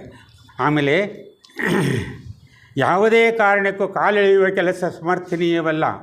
ಇದರ ಬದಲಾಗಿ ಆಧ್ಯಾತ್ಮಿಕ ಜ್ಞಾನ ಮತ್ತು ಶಕ್ತಿಯನ್ನು ಹೊಂದಿದ್ದಲ್ಲಿ ಪ್ರಾರಂಭದ ಹಂತಗಳಲ್ಲಿ ಸಹಾಧ್ಯಾಯಿಗಳು ಕಲಿಯುವ ವಿಷಯವನ್ನು ಚೆನ್ನಾಗಿ ಕಲಿಸಬೇಕು. ಇನ್ನೊಬ್ಬರ ತಪ್ಪುಗಳನ್ನು ಹುಡುಕುವುದು ತುಂಬ ಸುಲಭನೋ ಕಷ್ಟನೋ? ಇನ್ನೊಬ್ಬರ ತಪ್ಪುಗಳನ್ನು ಹುಡುಕುವುದು ತುಂಬ ಸುಲಭ. ಎಲ್ಲಿಯವರೆಗೆ ನೀನು ಆ ಸ್ಥಾನದಲ್ಲಿ ಇದ್ದು ಈ ತಪ್ಪುಗಳನ್ನು, ಕಷ್ಟಗಳನ್ನು ಎದುರಿಸುವುದಿಲ್ಲವೋ ಅಲ್ಲಿಯವರೆಗೆ ನೀನು ಇನ್ನೊಬ್ಬರನ್ನು ಟೀಕೆ ಮಾಡುವ ಅಧಿಕಾರವಿಲ್ಲ.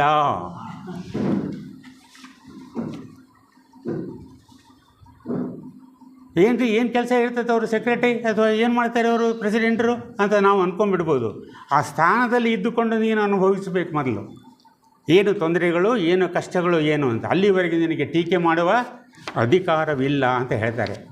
ಮಹಾತ್ಮರು ಹೇಳುವುದೇನೆಂದರೆ, ಥಿಯಾಸಫಿಕಲ್ ಸೊಸೈಟಿಯಲ್ಲಿ ಯಾರೂ ಶ್ರೇಷ್ಠರೂ ಅಲ್ಲ ಮತ್ತು ಯಾರೂ ಕನಿಷ್ಠರೂ ಅಲ್ಲ. ಅವರು ದೊಡ್ಡವರು, ಇವರು ಸಣ್ಣವರು. ನನಗೆ ಇತ್ತೀಚೆಗೆ ಯಾವುದು ಹೋದ ವರ್ಷ ನನಗೆ ಒಂದು ಇದನ್ನು ಕೇಳಿದೆ, ಬೆಸ್ಟ್ ಥಿಯಾಸಫಿಸ್ಟ್ ಅಂತ ಒಂದು ಪ್ರಶಸ್ತಿ ಕೊಟ್ಟರು. ಯಾವುದು ಯಾವುದು ಅಡಿಯಾರಲ್ಲಿ ಅಂತ. ಬೆಸ್ಟ್ ಥಿಯಾಸಫಿಸ್ಟ್. ಹಾಗಂದ್ರೆ ವರ್ಸ್ಟ್ ಥಿಯಾಸಫಿಸ್ಟು ಇರಬೇಕಲ್ಲ.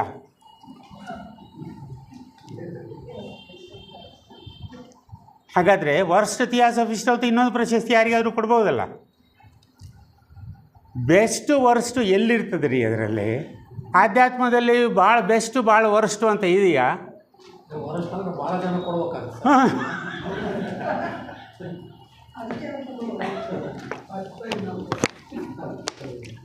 ಬ್ಲಾವಟ್ಸ್ಕಿ ಅವರು ಬರೀತಾರೆ.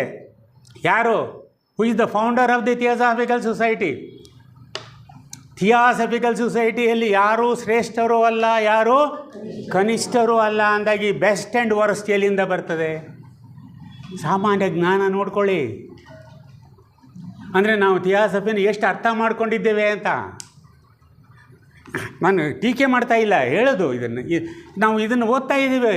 ನಮಗೆ ಮಾರ್ಗದರ್ಶಕರು ಯಾರು? ಬ್ಲಾವಟ್ಸ್ಕಿ, ಆಲ್ಕಾಟ್ ಅವರು, ಅನೆ ಬೆಸೆಂಟು, ಲೆಡ್ ಬೀಟ್ರು, ಇವರೇ ಅಲ್ಲ. ಅವ್ರ ಮಹಾತ್ಮರು, ಅವ್ರ ಬರಹಗಳನ್ನು ಓದಕ್ಕೆ ಕೂಡ ತಯಾರಿಲ್ಲ ನಾವು. ಆಮೇಲೆ ಶಾಖೆಯ ಕಾರ್ಯ ಮತ್ತು ಹೊಸ ಸದಸ್ಯರು. ಹೊಸದಾಗಿ ಸದಸ್ಯತ್ವವನ್ನು ಹೊಂದಿದವರಲ್ಲಿ ಪ್ರಾರಂಭಿಕದಲ್ಲಿರುವ ಉತ್ಸಾಹ ಆಮೇಲೆ ಇರುವುದಿಲ್ಲ. ಮಹಾತ್ಮರು ಇದನ್ನು ಬರೆಯೋರು ಯಾರು? ಮಹಾತ್ಮರು ಬರೀತಾರೆ ನೋಡಿ. ಪ್ರಾರಂಭದಲ್ಲಿ ಏನು ಭಾಳ ದಿವಸ ರೆಗ್ಯುಲರ್ ಬರೋದು ಅದೆಲ್ಲ ಇರ್ತದೆ, ಆಮೇಲೆ ಬರ್ತಾ ಬರ್ತಾ ಬರ್ತಾ ಕಡಿಮೆ ಆಗ್ತಾ ಹೋಗ್ತದೆ. ಅದಕ್ಕೆ ಸೀನಿಯರ್ ಮೆಂಬರ್ಸ್, ಹಳೆಯ ಸದಸ್ಯರು, ಈ ಸದಸ್ಯರಿಗೆ ಸೂಕ್ತ ಮಾರ್ಗದರ್ಶನವನ್ನು ನೀಡಬೇಕು. ಬರೋದರಿಂದ ಏನು ಲಾಭ, ನಿನಗೇನು ಅನುಕೂಲ ಆಗ್ತದೆ, ನೀನು ಹೆಂಗೆ ಬೆಳೀತಾ ಇದೆಯಾ, ಪ್ರವೃತ್ತಿ ಮಾರ್ಗದಲ್ಲಿ ಹೇಗೆ ಹೋಗ್ತಾ ಇದೆಯಾ ಅನ್ನೋದನ್ನು ಸರಿಯಾದ ತಿಳುವಳಿಕೆಯನ್ನು ಯಾರು ಕೊಡಬೇಕು? ಸೀನಿಯರ್ ಮೆಂಬರ್ಸ್, ಅದು ಅವರ ಕರ್ತವ್ಯ ಅಂತ ಹೇಳ್ತಾರೆ. ಆಮೇಲೆ ಕೊನೆಯದಾಗಿ ಹೇಳ್ತಾರೆ ಥಿಯಾಸಫಿಸ್ಟರ ಮನೆ ಹೇಗಿರಬೇಕು ಅಂತ. 6ನೇ ಪಾಯಿಂಟ್ ಮಹಾತ್ಮರು ಹೇಳೋದು, ಜೀವನ್ಮುಕ್ತ ಮಹಾತ್ಮರು ಥಿಯಾಸಫಿಸ್ಟರ ಮನೆ ಮತ್ತು ಮನಸ್ಸು ಹೇಗಿರಬೇಕು ಎನ್ನುವುದಕ್ಕೆ ಹೆಚ್ಚು ಮಹತ್ವ ನೀಡುತ್ತಾರೆ. ಥಿಯಾಸಫಿಸ್ಟರ ಮನೆಯು ಜಗತ್ತಿನ ಥಿಯಾಸಫಿಸ್ಟರ ಮನೆಯು ಜಗತ್ತಿನ ಆಧ್ಯಾತ್ಮಿಕ ಪ್ರಭಾವವನ್ನು ಹರಿಸುವ ಮಹತ್ವದ ಕೇಂದ್ರವಾಗಿರಬೇಕು ಅಂತ. ಬರೀ ನಮ್ಮ ಸುತ್ತಮುತ್ತ ಅಲ್ಲ, ಇಡೀ ಜಗತ್ತಿಗೆ ಶಕ್ತಿಯನ್ನು ಕೊಡುವಂತಹ ಮಹತ್ವಪೂರ್ಣವಾದ ಆಧ್ಯಾತ್ಮಿಕ ಕೇಂದ್ರವಾಗಿರಬೇಕು ಮನೆ. ಥಿಯಾಸಫಿಸ್ಟರು ವ್ಯಕ್ತಿಗತ ಮನೆ, ನಾನು ವಾಸಿಸುವ ಮನೆ, ನಾನು ಸದಸ್ಯ, ನಾನು ಥಿಯಾಸಫಿಸ್ಟ್ ಅಂತ ಹೇಳ್ಕೋಬೇಕಾದ್ರೆ ನನ್ನ ಮನೆ ಪ್ರೇಮ, ಆನಂದ, ಕರುಣೆ, ದಯೆ ಇವುಗಳಿಂದ ತುಂಬಿರಬೇಕು. ನೀನು ಅಲ್ಲಿ ಹೋದ್ಮೇಲೆ ಏನು ತಿಂಡಿ ಕೊಡ್ತೀಯಾ, ಯಾವ ಐಸ್ ಕ್ರೀಮ್ ಕೊಡ್ತೀಯಾ ಮುಖ್ಯ ಅಲ್ಲ. 2 ಒಳ್ಳೆಯ ಮಾತುಗಳು, ಅಂತಃಕರಣ, ಪ್ರೇಮ ಚೆನ್ನಾಗಿದೆಯಾ, ಆರೋಗ್ಯ ಚೆನ್ನಾಗಿದೆಯಾ, ಇಷ್ಟೇ ಸಾಕು. ನೀವೇನು ಕೊಡೋದು ತಗೊಳ್ಳೋದು ಏನು ಬೇಕಾಗಿಲ್ಲ ಅಲ್ಲಿ. ಇದು ಮನೆ ಆಧ್ಯಾತ್ಮಿಕ ಕೇಂದ್ರವಾಗಿರಬೇಕು ಅಂತಾರೆ.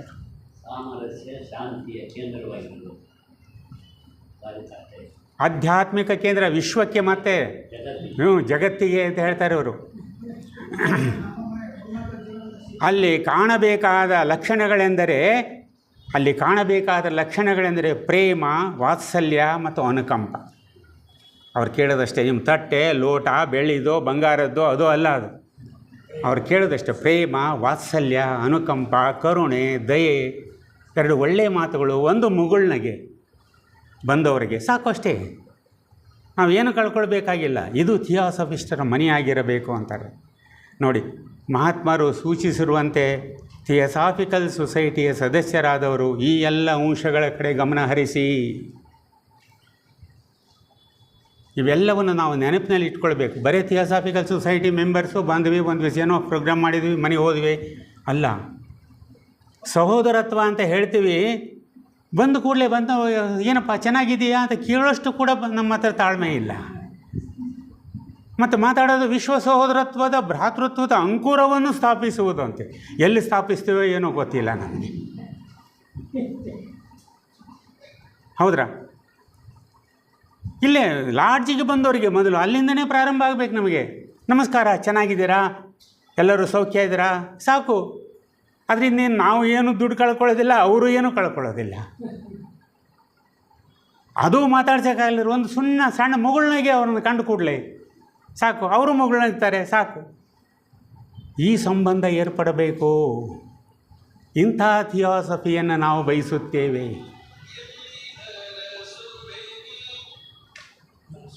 ಅದಕ್ಕೆ ಇವತ್ತು 121ನೇ ವರ್ಷ ನಾವು ಹಿಂತಿರುಗಿ ಯಾಕೆ ನೋಡಬೇಕಂದ್ರೆ ನಮ್ಮಲ್ಲಿ ಇವೆಲ್ಲ ಕ್ವಾಲಿಟಿಗಳು ಅಥವಾ ಗುಣಗಳು ಇದೆಯಾ, ಈ ಅರ್ಹತೆಗಳು ಇದೆಯಾ ಅಂತ ಯಾರನ್ನ ಕೇಳ್ಕೊಳ್ಬೇಕು? ನಮ್ಮನ್ನು ನಾವೇ ಕೇಳ್ಕೊಳ್ಬೇಕು. ಮುಂಜಾನೆ ಅದನ್ನು ಹೇಳಿದ್ದೀನಿ, ಈ ಕೊನೆಯೂ ಕೂಡ ಅದನ್ನೇ ಹೇಳ್ತೀನಿ. ನಮ್ಮನ್ನು ನಾವು ಇವನ್ನೆಲ್ಲ ಕೇಳಿಕೊಂಡ್ರೆ ನಾವು ಎಷ್ಟರ ಮಟ್ಟಿಗೆ ಇದಕ್ಕೆ ಸ್ಪಂದಿಸ್ತೇವೆ ಅನ್ನೋದು ನಮಗೆ ಅರಿವಾಗ್ತದೆ.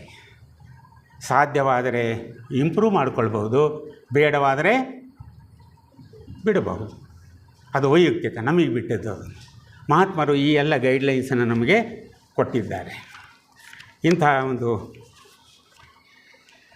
ಸಂದರ್ಭ, ಒಳ್ಳೆಯ ಸಂದರ್ಭ ಇದು. ಅದಕ್ಕೆ ಈ ವಿಷಯನ ನಾವು ತಮ್ಮ ಸದಸ್ಯರ ಗಮನಕ್ಕೆ ತರಬೇಕು ಅನ್ನಿಸ್ತು. ಅದಕ್ಕೆ ಕ್ಲಾರಾ ಎಂ ಕಾರ್ಡನ್ ಅವರ ಪುಸ್ತಕ, ಬರೇ ಅದ್ರ ತುಂಬ ಮಾಸ್ಟರ್ ಕೊಟೇಶನ್ಸೇ ಇದ್ದಾವೆ, ಲೆಟರ್ಸ್. KH ಗುರುಗಳು ಮತ್ತು ಮಾಸ್ಟರ್ ಎಂ ಅವರು ಬರೆದಂಥ ಪತ್ರಗಳ ಸಾರಾಂಶ ಅವರು ಉಲ್ಲೇಖರು ಮಾಡಿ ಅವರ ಅಭಿಪ್ರಾಯ ಏನೇನು ಹೇಳಿದ್ದಾರೆ ಅಂತ ಬರ್ಕೊತ ಹೋಗಿದ್ದಾರೆ. ಭಾಳ ಉತ್ಕೃಷ್ಟವಾದ ಗ್ರಂಥ.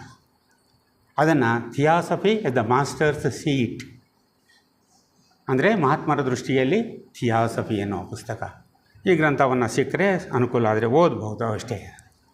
ಅದನ್ನು ನನಗೆ ಭಾಳ ಹಿಡಿಸ್ತು ಅದನ್ನು. ಅದಕ್ಕೆ ಇದನ್ನು ಒಂದು ಕನ್ನಡದಲ್ಲಿ ಆರ್ಟಿಕಲ್ ಬರೆದೆ 2023ರಲ್ಲಿ ಥಿಯಾಸಫಿ ವಾಣಿಗೆ. ಇದು ಬಂತು. ವಾಣಿಯಲ್ಲಿ ಯಾರು ಓದೋದಿಲ್ಲ. ವಾಣಿಯಲ್ಲಿ ಏನು ಓದ್ತೀವಿ?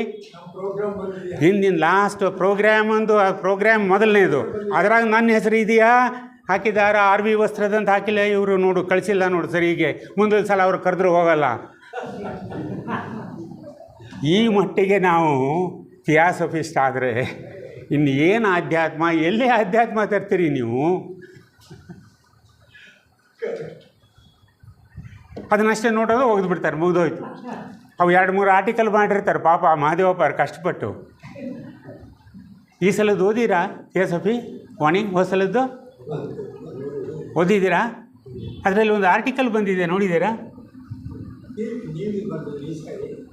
ಹೋದ ತಿಂಗಳದ್ದು, ಯಾವುದು? ಏಪ್ರಿಲ್ದು.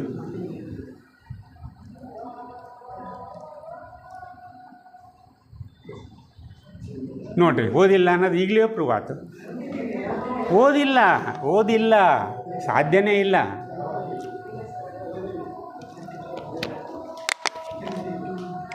ಅಂತರಂಗದಲ್ಲಿ ಮೌನ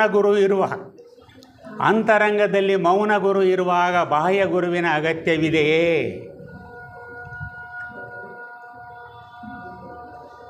ಈ ಸಲದ್ದು ಇನ್ನು ಉಳಿದ ಅರ್ಧ ಈ ಸಲ ಹಾಕ್ತಾರೆ, ಅರ್ಧ ಹಾಕಿದ್ದಾರೆ ಹೋದ ಸಲ.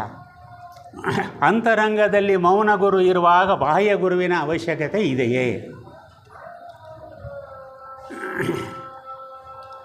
ಅದಕ್ಕೆ ಹೇಳಿದೆ ನಾವು ನೋಡ್ರಿ, ನಾವೇ ಈಗ ರೆಗ್ಯುಲರ್ ಇರೋರು ಈ ಪರಿಸ್ಥಿತಿಯಲ್ಲಿದ್ದಾಗ ಇನ್ನು ಉಳಿದವ್ರ ಗತಿ ಏನು ಅಂತ. ಥಿಯಾಸಫಿ ವಾಣಿನ ನಮಗಿಷ್ಟೇ, ಮೆಂಬರ್ಸಿಗೆ ಅಷ್ಟೇ ಅಲ್ಲ, ನಿಮ್ಮ ಸ್ನೇಹಿತರಿಗೆ, ರಿಲೇಷನ್ಸಿಗೆ ಸಬ್ಸ್ಕ್ರೈಬ್ ಮಾಡಿರಿ, ಅವ್ರಿಗೆ ಗಿಫ್ಟ್ ಅಂತ ಕೊಡಿ. ₹100 ಕೊಟ್ಟರೆ ಅವ್ರಿಗೆ 1 ವರ್ಷ 12 ಕಾಪಿ ಬರ್ತಾವೆ. ಅವ್ರಿಗೂ ಸ್ವಲ್ಪ ಪರಿಚಯ ಆಗ್ತದೆ. ಇಂಥವೆಲ್ಲ ಸಣ್ಣ ಸಣ್ಣ ಕೆಲಸಗಳು ಇವೆಲ್ಲ. ಆಯಿತು, ಇವತ್ತು ಈ ಒಂದು ಕಾರ್ಯಕ್ರಮಕ್ಕೆ ನನಗೆ ನಿರ್ದೇಶಕ ಸ್ಥಾನಕ್ಕೆ ಅವಕಾಶ ಮಾಡಿಕೊಟ್ಟ ಅಂತ ಈ ಲಾಡ್ಜಿನ ಎಲ್ಲ ಪದಾಧಿಕಾರಿಗಳಿಗೂ ಮತ್ತು ಇಲ್ಲಿವರೆಗೂ ಬಹಳ ಶಾಂತ ಚಿತ್ತದಿಂದ ಕೇಳಿದಂಥ ತಮ್ಮೆಲ್ಲರಿಗೂ ಹೃತ್ಪೂರ್ವಕ ನಮಸ್ಕಾರ.